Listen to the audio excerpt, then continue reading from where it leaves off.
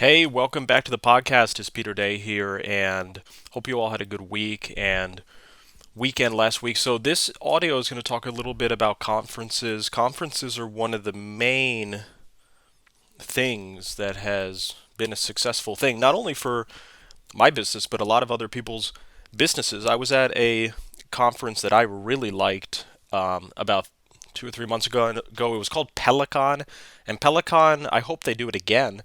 It was a private meetup for super affiliates. So I would say, give or take, there was about maybe 100 people there, or I don't know, maybe 120 at the absolute most or something. It was relatively small, and I could be over counting those numbers too. I mean, maybe there was only 80 and I just wasn't, I'm not guessing this correctly, but it was a pretty small group. But what was cool about this conference is that everybody that went there was really some of the most prominent affiliates in our industry that are actually doing affiliate marketing. I mean, there's a big problem in our industry right now where a lot of companies are not actually producing the media. They are pretending to sometimes, but there's a lot of brokers out there. What was really great about this conference is that I would say everyone that was at this conference was actually a producer of traffic. Um, and it's scary how many companies are not actually producers of the traffic. There was an instance about a month ago where I got an email from a client, and the client accidentally they meant to blind CC everybody on the email, but they accidentally didn't press the BCC button, and they just kind of copied all of their other affiliates, quote unquote, on the email thread. And I took a look at it. I mean, why not? It's their fault for forgetting to do the blind CC. So I took a look at it, and I was just scrolling through like what other publishers and affiliates were copied on this email. And I was just absolutely shocked because I would say 90% of the so called affiliates and publishers that were signed up to this client was not even an affiliate or a publisher. It was basically just some kind of pay per call or lead generation network. I mean, I'm not going to name any names at all because I would just start ripping on all of these different networks and stuff. But um, it was just kind of scary because what a lot of these networks are doing too is they're pretending like they're actually sending the traffic, and then they're going to affiliates to produce it for them and stuff. And I was talking to someone yesterday about this, and I think that the whole network thing might be going out the window in a sense in the industry because it's just the clients don't really want to be working with networks. The clients want to be working with the actual lead generators themselves.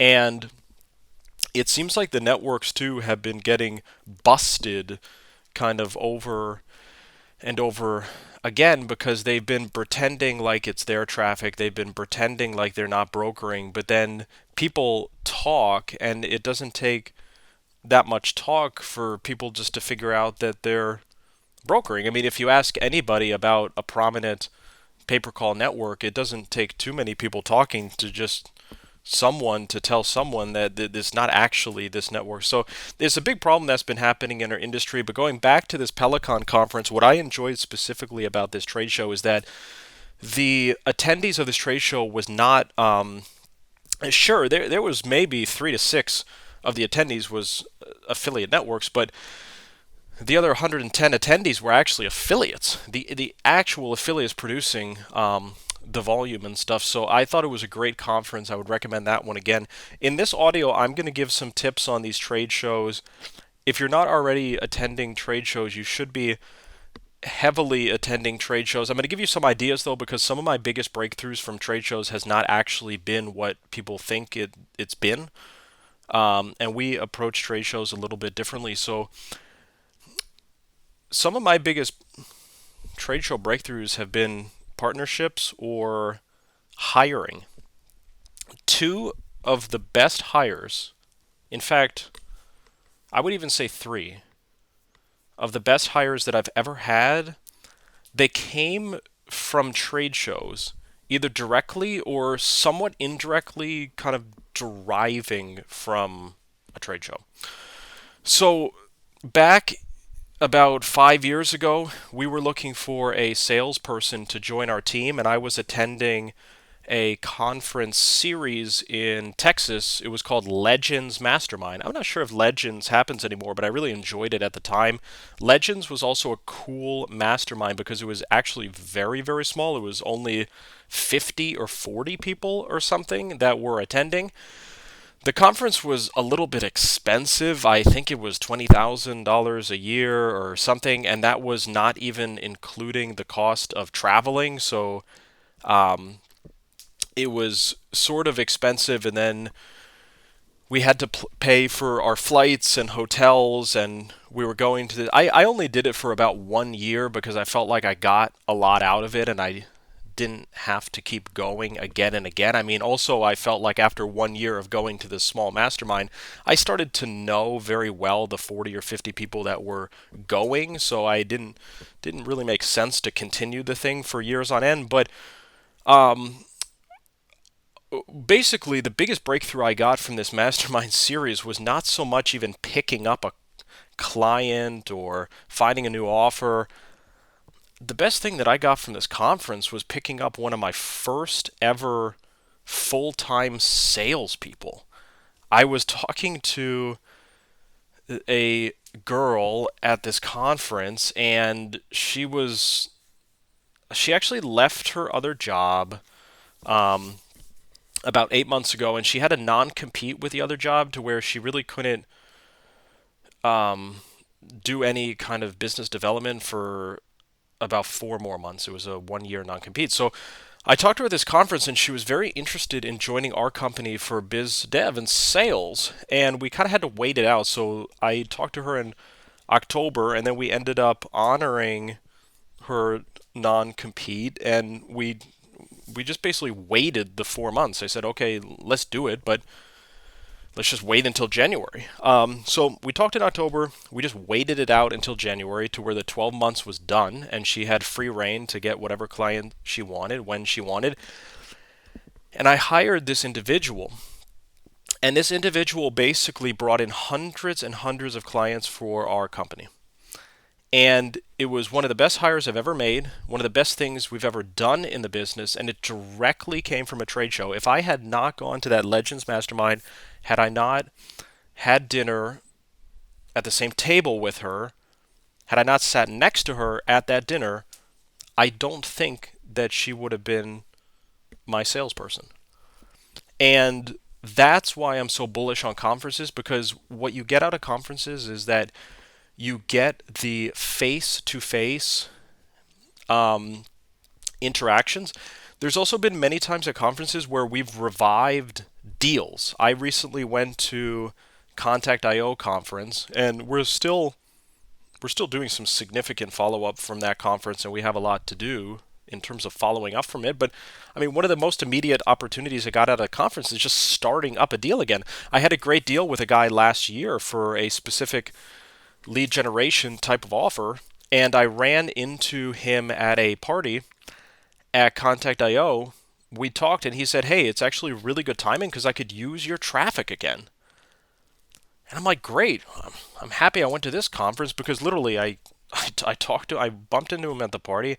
I came home from the conference, and I was able to now turn on his campaign again, and I'm doing about $3,000 or $5,000 a day on his campaign. That one conversation has already paid for the whole conference, and now the conference is paid for, and it's all gravy from here. So the conferences are very lucrative. You just have to figure out how to work them properly, and you have to be strategic. I think that a lot of people are making mistakes at the conferences by doing too much partying and not as much networking and stuff. Like I think there is, you have to find a fine line. I mean, it's important to go out to the parties and the networking events and the dinners and all these things, because that's where a lot of the the more deeper deals have happened and stuff, but at the same time, there is a group of people at these conferences that are actually so focused on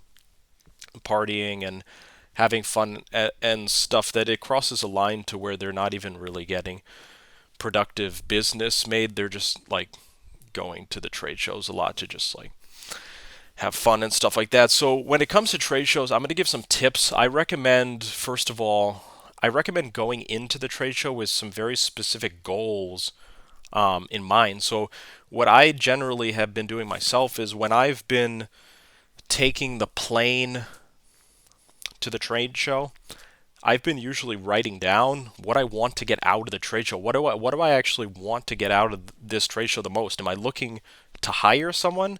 Am I looking to get some offers? Am I looking to just learn? A lot of times, big strategies for me at the trade show has just been learning. I mean, I want to learn what other people are doing. I want to learn what's working. There's a little bit of an issue in the industry where if you just stay at your house and you're just kind of in your room or office all day doing your business, you could be not exposing yourself to what is actually happening in the industry. In my opinion, it's very important to be going to these trade shows to stay current.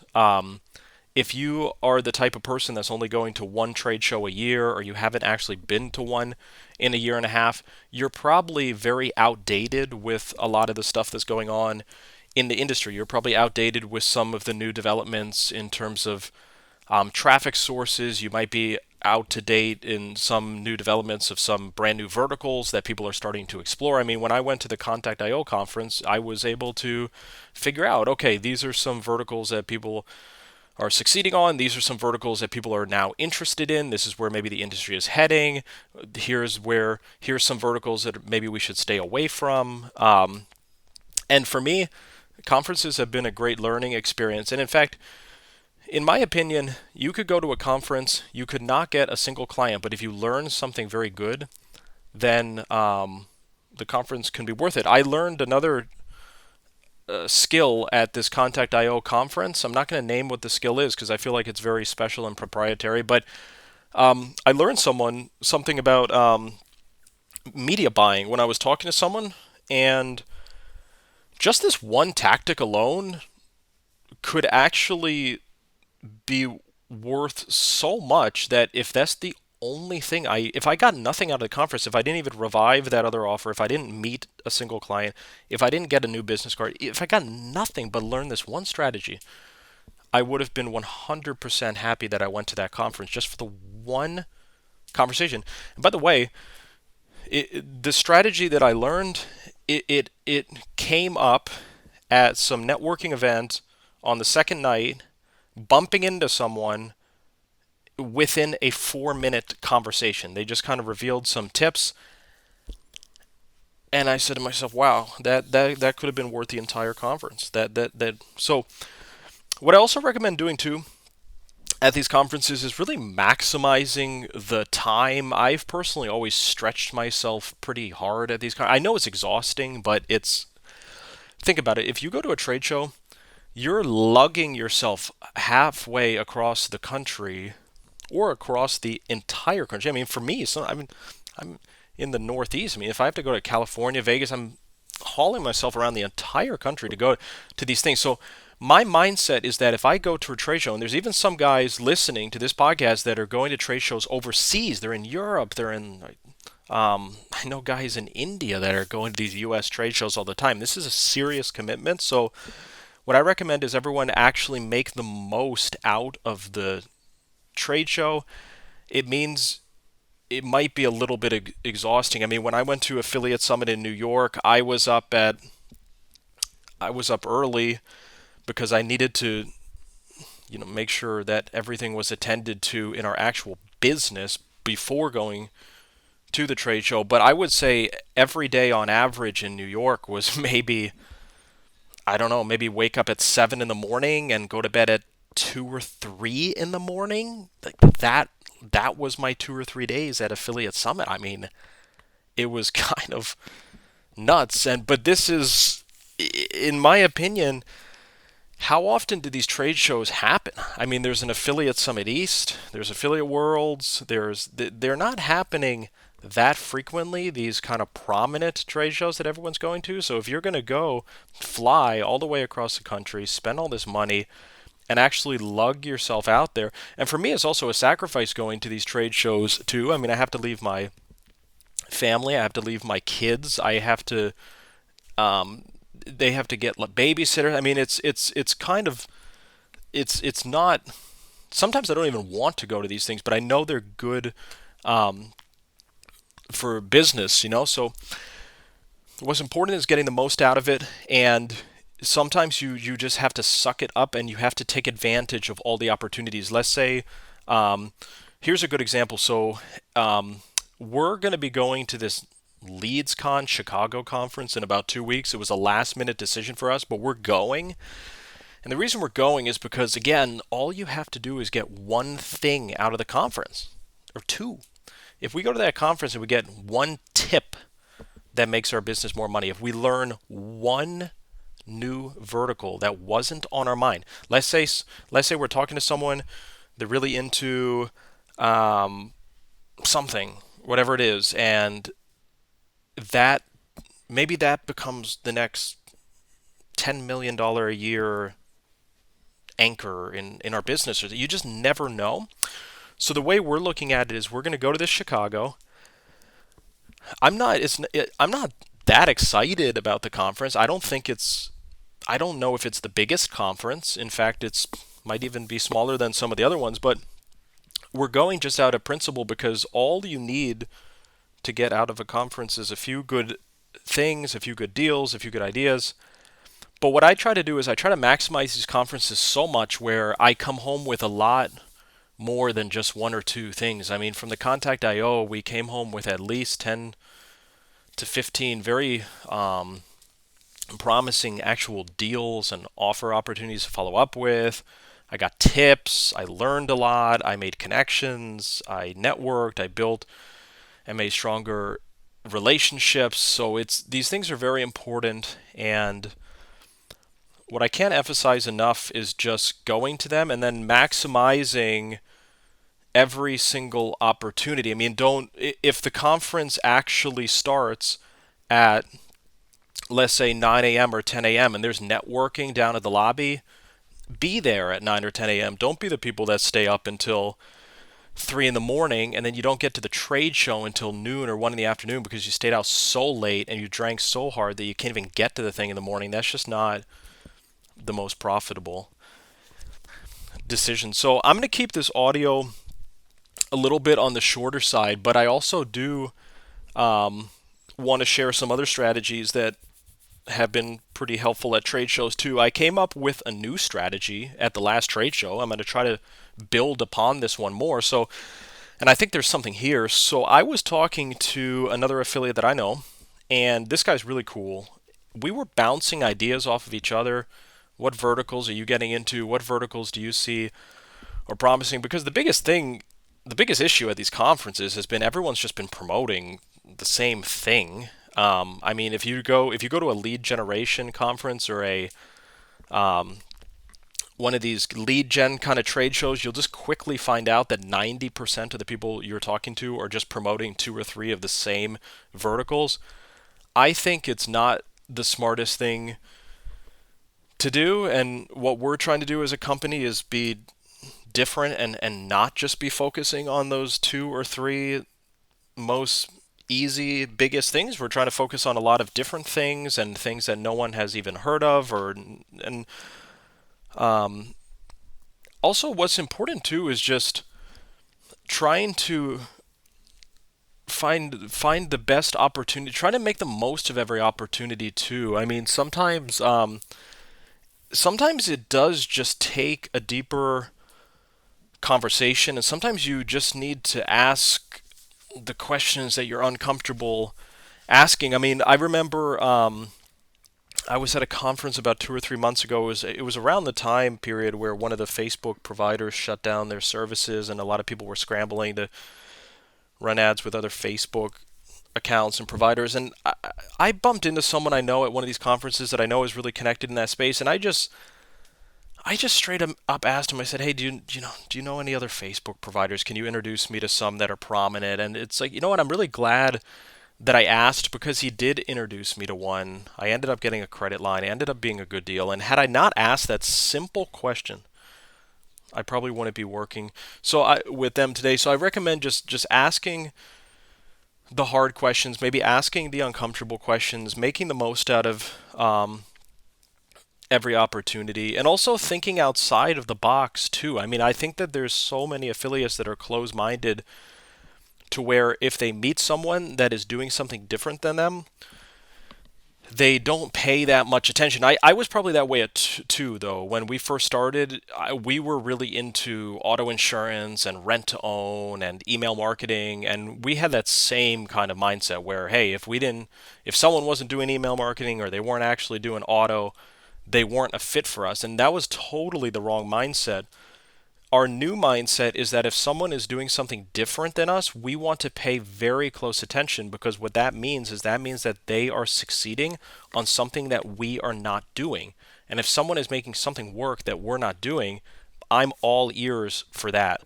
Right? So our mindset has shifted entirely from in the past we only wanted to talk to people that we quote unquote thought was applicable, and now our mindset is that if they're doing something different, I'm all ears because I want to hear what's new, what's different, what's working that's different than everyone else is doing.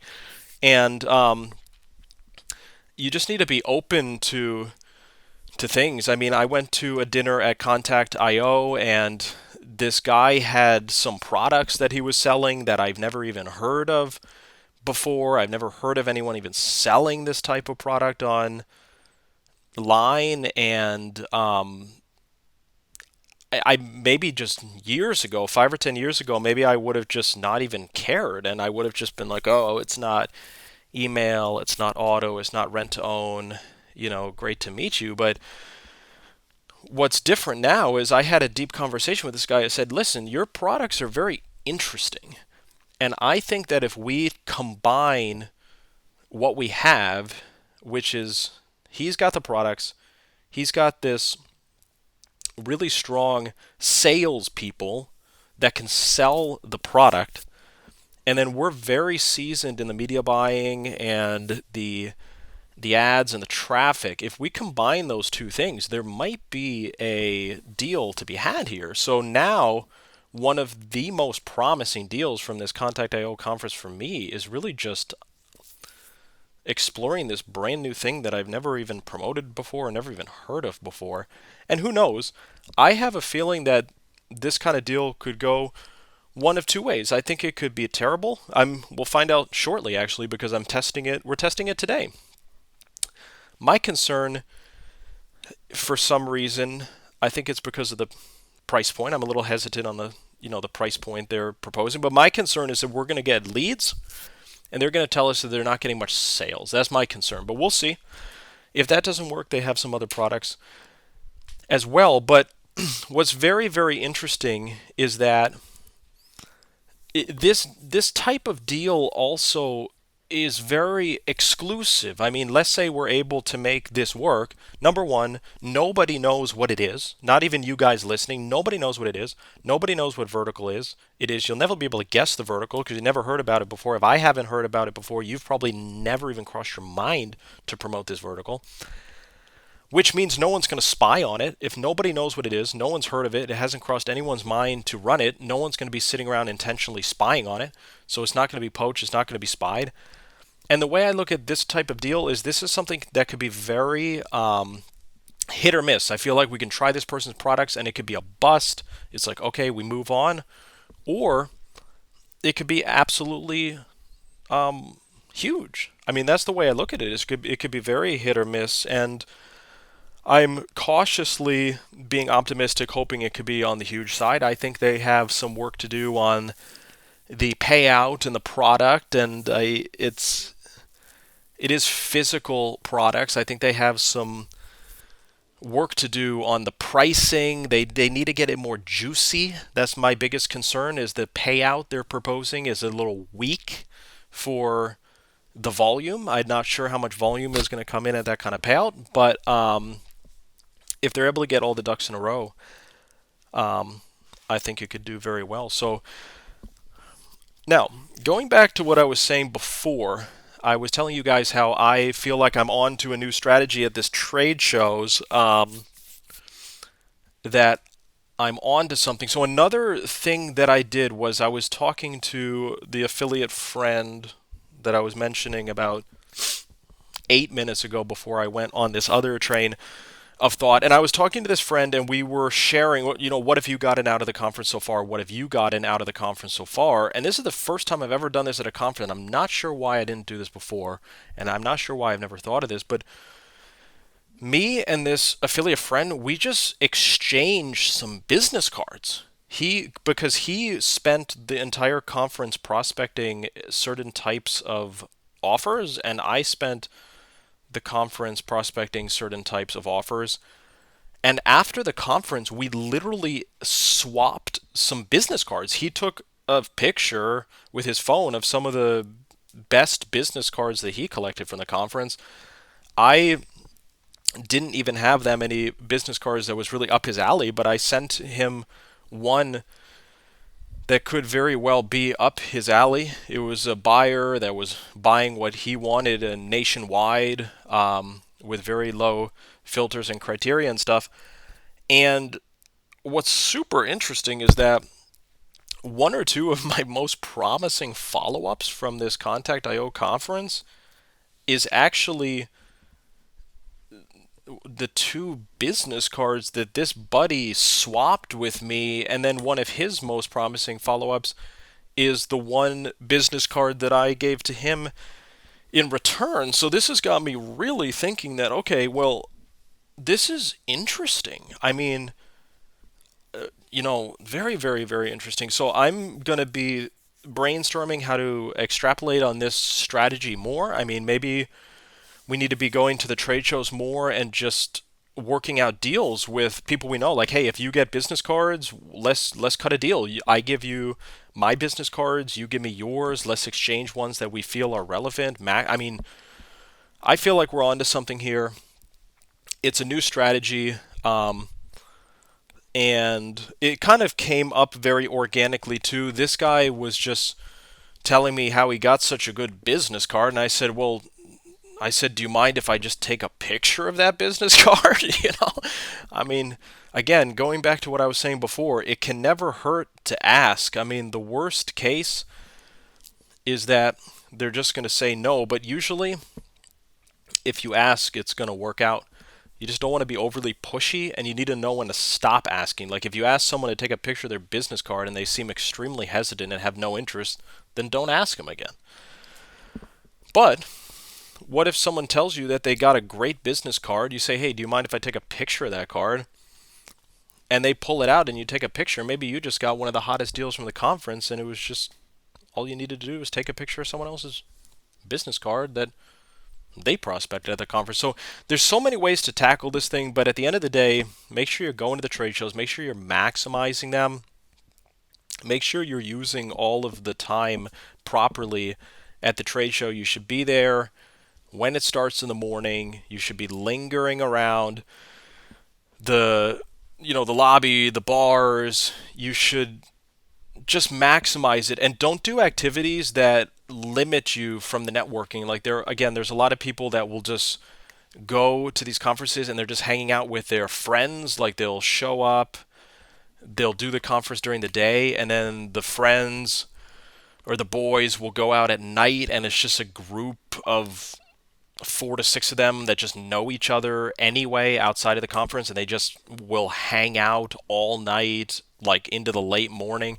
That's not the most fruitful thing, because if you're just surrounding yourself around the 4 to 6 buddies you know anyway outside of the conference, we try to stay away from those things. If someone wants to do an event like that, if it's only a small group of 3 to 5 people that we already know, that we feel like there's not much additional opportunity with, and they just want to do something all night and kind of hog the entire night and the entire evening and into the midnight hours and stuff, we usually have opted out of those things. And what's been good for us too is going to multiple events. So at 7 o'clock we might hit a networking event. Maybe 9 o'clock we hit a rooftop party. 11 o'clock we hit a lobby bar or something. Just making the most out of it, going from thing to thing, not getting stuck with a group of people too long.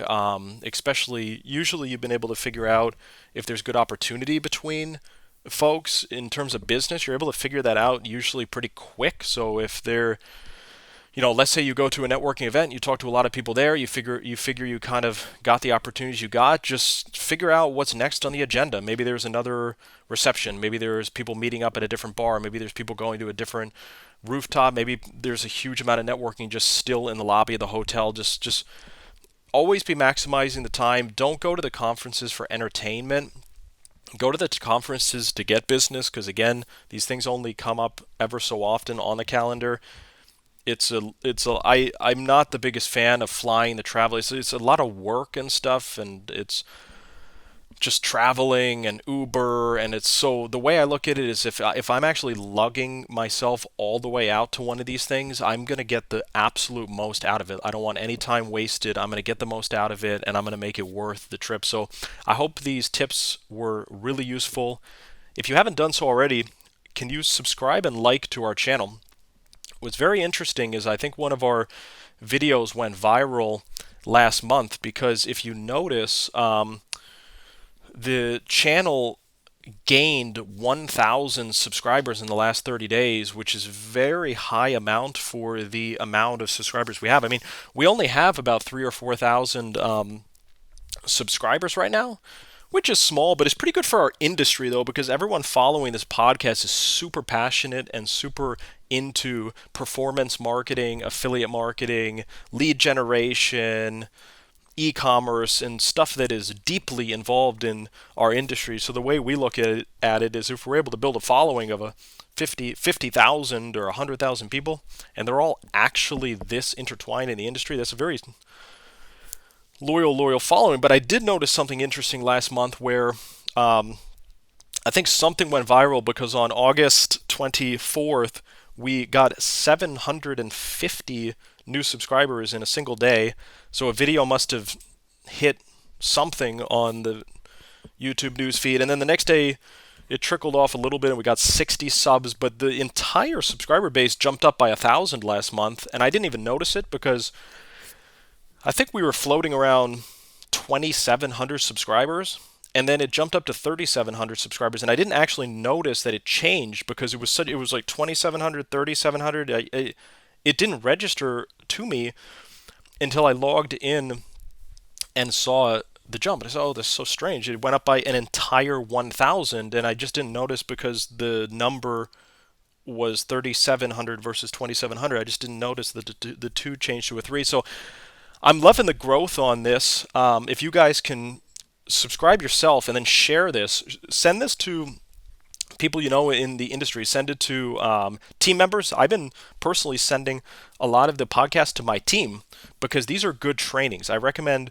if you have a team of employees, media buyers, send the podcast to your team, send them to business partners, send them to people you know, because there's very good tips here. And not only has these podcasts been training just the general public, but I've been specifically sending these podcasts to my team, and my team's been really growing and upping their game and learning a lot from the podcast because there's a lot of good info here. So like these audios, share them, become a subscriber as well. Let's talk in a bit and look out for next week's podcast. This is a weekly podcast, and it's really a strong program, lots of value, and we're committed to doing it weekly. So guys, this is Peter, and we'll talk soon.